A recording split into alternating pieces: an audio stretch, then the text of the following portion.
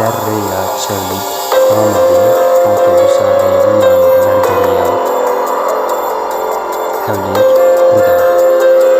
Li bajarê Amedê yê Bakurê Kurdistanê otobûsa rêviyan bergeriya û di encam de 10 kes birîndar bûn ku birîna yek ji wan kesan giran e.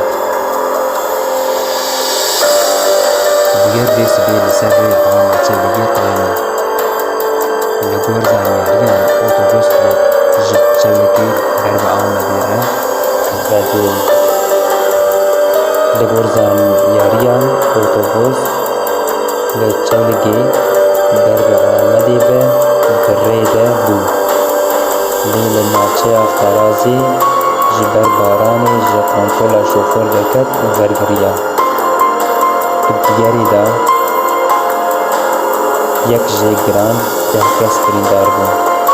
Li ser agadarkirina aliyên peywendîdar gelek ambulans û timên tenduristiyê çûne cihê bûyerê û birîndar bo